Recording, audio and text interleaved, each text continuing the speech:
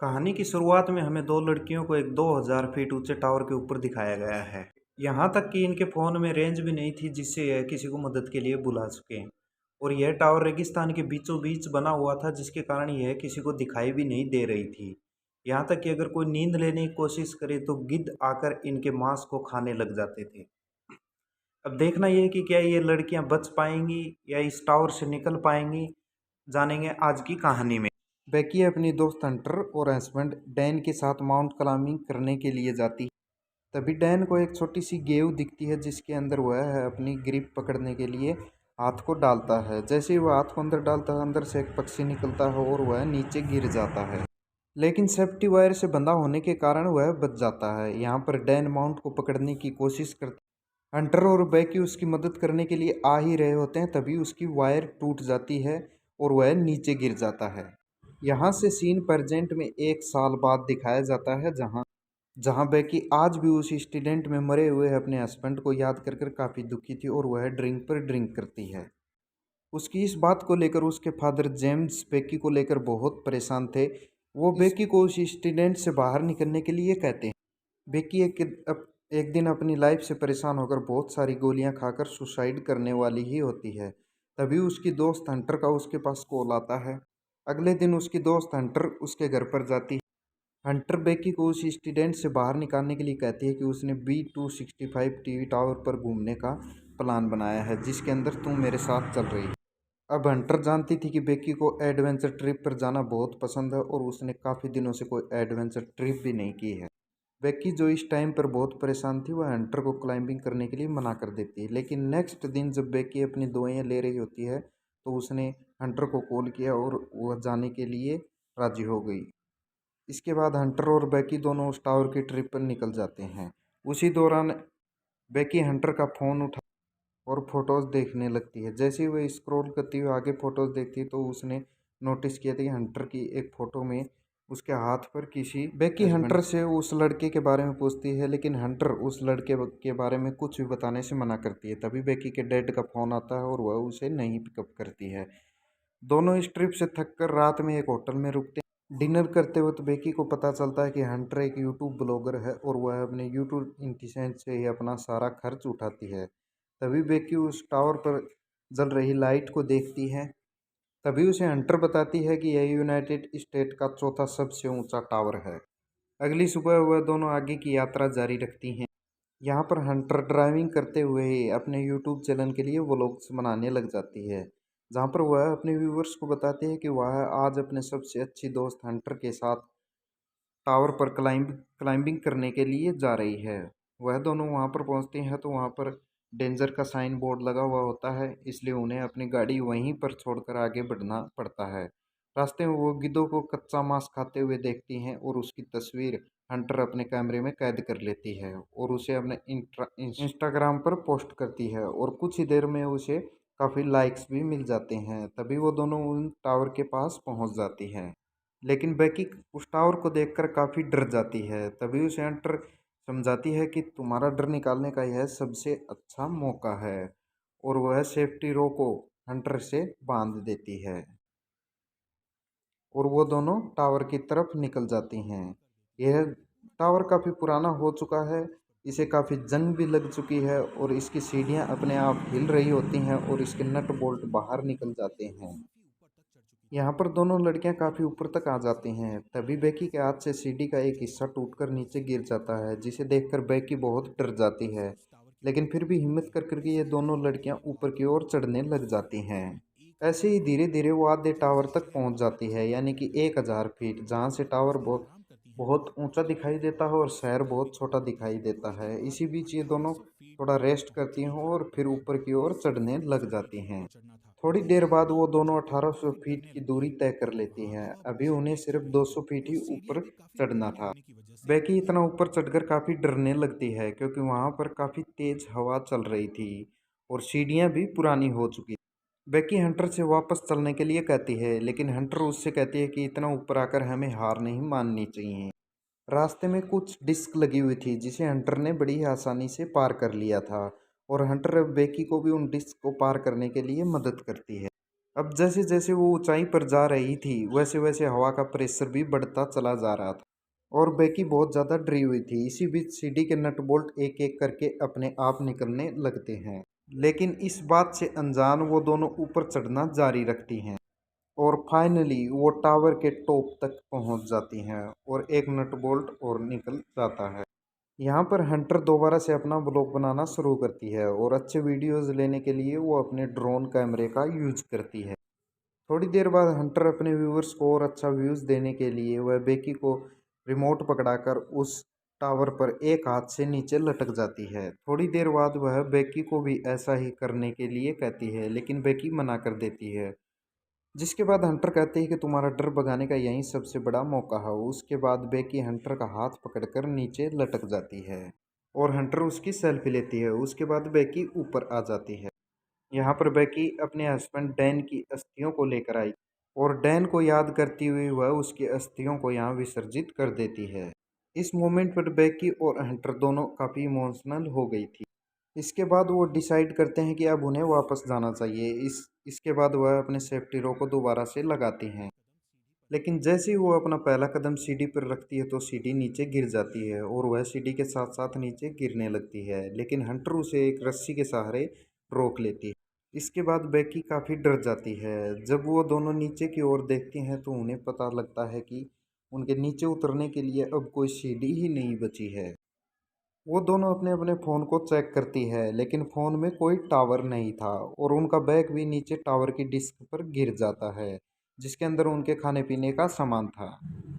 यहाँ टावर पर उन्हें एक इमरजेंसी बॉक्स दिखता है, जिसे खोलने पर एक फ्लेयर गन और एक दूरबीन उसके अंदर होती है, लेकिन वो दोनों उनके कोई काम की नहीं है। ये सब देखकर बेकी हंटर पर भड़क जाती है, लेकिन हंटर उसे कहते हैं कि हो सकता है सीढ़ियों के नीचे गिरने की आवाज़ सुनकर कोई हमारी मदद के लिए आए, इसलिए बस हमें थोड़ी देर इंतज़ार करना होगा।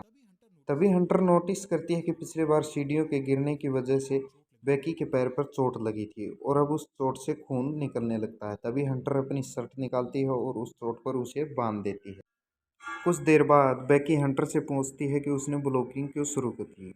इस बात पर बेकी के मुंह से गलती से डैन का नाम निकल जाता है, जिससे बेकी के मन में हंटर के प्रति शक बैठ जाता है। कुछ देर बाद अपना फ़ोन चेक करती है, जिसमें कुछ देर पहले उन्होंने एक मरे हुए जानवर की फ़ोटो शेयर की थी, जिससे उन्हें एक आइडिया आता कि वह अपने फ़ोन में एक हेल्प मैसेज लिखकर फ़ोन को रस्सी से बांधकर नीचे उतार देंगे। ये सोचकर कि फ़ोन नीचे जाने पर उनमें सिग्नल आ जाएगा और उनकी पोस्ट अपलोड हो जाएगी, लेकिन उनकी ये कोशिश नाकाम हो जाती है। इसके बाद उन्हें लगता है कि ज़मीन पर तो सिग्नल होगा ही। उसके बाद वह फ़ोन को जूते में फंसाकर नीचे गिर देती हैं। यहाँ टावर पर बेकी की नज़र हंटर के दूसरे पैर पर जाती है, जिस पर 143 का टैटू बना हुआ था, जहाँ उसे याद आता है कि उसका हस्बैंड डैन उसे आई लव यू कहने के लिए 143 कोड का इस्तेमाल करता था। लेकिन बेकी इस चीज़ को इग्नोर करके इस टावर से नीचे उतरने का कोई आइडिया सोचने लगती है। थोड़ी देर बाद उन्हें दूरबीन से देखने पर नीचे ज़मीन पर एक आदमी और उसका डॉग गुजर रहे हुए दिखाई देते हैं, जिससे वो मदद के लिए चिल्लाने लगती हैं, लेकिन इतनी ऊंचाई होने के कारण उनकी आवाज़ नीचे तक नहीं पहुंच पाती है। उसके बाद हंटर अपने दूसरे जूते को निकालकर नीचे फेंकती। उस आदमी को जाते हुए देखकर बेकी अपने दोनों जूते निकालकर नीचे फेंक देती है। उसे लगता है कि उसका ध्यान उनकी ओर आ जाए, लेकिन उसे सुनाई नहीं देता।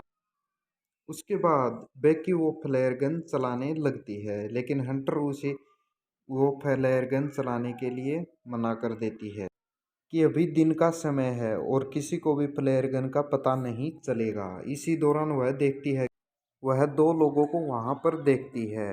वो दोनों लोग वहाँ पर पार्टी करने के लिए आती हैं और वह अंधेरा होने का इंतज़ार करती है। थोड़ी देर बाद अंधेरा हो जाता है और बेकी फ्लेयर गन चलाती है, जिससे वो दोनों आदमी उन्हें देख लेती हैं। यहाँ पर बेकी और हंटर अपने ज़ोर ज़ोर से दोनों हाथ हिलाकर उन्हें मदद के लिए चिल्लाती हैं।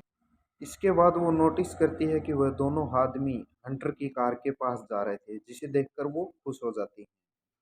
लेकिन उनकी मदद करने के बजाय वो दोनों उनकी कार को चुराकर वहाँ से भाग जाते हैं। ये देखकर वो दोनों काफ़ी दुखी हो गई थी और अब उन्हें जल्द से कोई नया आइडिया भी नहीं आ रहा था। यहाँ पर बेकी हंटर से उसके पैर पर बने हुए टैटू के बारे में पूछ ही लेती। जहां हंटर ये रिवील करती है कि उसका डैन के साथ 6 महीने तक अफेयर रहा था। यहाँ पर हंटर बेकी से माफ़ी मांगती है और वो कहती है कि उसने ये अच्छा नहीं किया। हंटर बताती है कि डैन उसे बहुत अच्छा लगता था और वह उससे प्यार भी करती थी, लेकिन डैन हंटर से नहीं बेकी से ज़्यादा प्यार करता था और उसने जल्द ही डैन से ब्रेकअप कर लिया था। बेकी ये सब सुनकर और भी ज़्यादा डिसअपॉइंटेड हो जाती है। अगली सुबह बेकी अपना फ़ोन चेक करती है और उसे पता चलता है कि इस टावर पर चढ़े हुए उन्हें 24 घंटे पूरे हो चुके हैं और उन्हें काफ़ी भूख लगी हुई होती है, लेकिन उनका बैग नीचे रह जाता है। तभी हंटर उस बैग को लाने के लिए डिसाइड करती है, लेकिन वो रस्सी डिस्क से काफ़ी छोटी रह जाती है।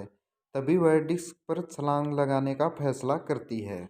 इसलिए हंटर जंप लेते हुए डिस्क पर कूद जाती है। वह बैग को उठाकर उसके अंदर से पानी निकालती है और पीती है। उसके बाद वो अपनी सेल्फी स्टिक से बैग को उस रस्सी से लटका देती है। उसके बाद वह खुद भी उस बैग से लटक जाती है और बेकी उसे ऊपर खींचने लगती है और हंटर भी ऊपर चढ़ने लगती है और वो ऊपर चढ़ने ही वाली होती है, तभी उसके हाथ से रस्सी फिसल जाती है। ये देखकर बेकी बहुत घबरा जाती है। बेकी को डैन की याद आती है, लेकिन जैसे ही बेकी नीचे देखती है तो उसे हंटर रस्सी पर लटके हुए दिखाई देती है। हालांकि हंटर के हाथों में काफी चोट लग गई थी, इसलिए बेकी अपनी पूरी ताकत लगाकर हंटर को टावर के ऊपर खींच लेती है। थोड़ी देर बाद बेकी एक हेल्प नोट लिखकर ड्रोन में फंसा देती है और पास के होटल तक जाने की कोशिश करती है, लेकिन ड्रोन में बैटरी कम होने की वजह से वह आगे नहीं जा पाता है और बेकी उसे वापस बुला लेती है। यहाँ अब टावर पर वो दोनों हेल्पलेस थी। रात में बेकी को एक सपना आता है जिसमें वो देखती है हंटर की उस टावर पर ही मौत हो गई और गिद्ध हंटर के शरीर को खा रहे होते हैं। इससे वो डरी हुई उठती है और तब पता चलता है कि ये सिर्फ भयानक सपना था। नेक्स्ट मॉर्निंग बेकी के दिमाग में एक आइडिया आता है कि वो टावर के ऊपर लगी हुई लाइट से ड्रोन को चार्ज कर सकती है। वह टावर पर चढ़कर जैसे ही ड्रोन चार्जर को प्लग में लगाती है तो वह देखती है कि प्लग बहुत ढीला था।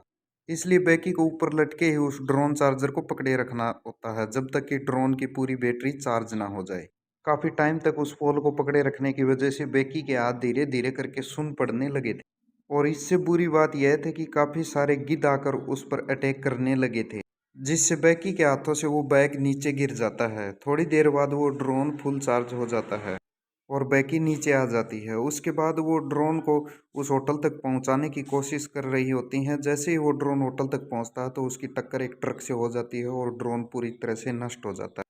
ये देखकर वो दोनों और भी ज़्यादा डर गई थी क्योंकि उनके पास अब बचने का और कोई रास्ता नहीं था।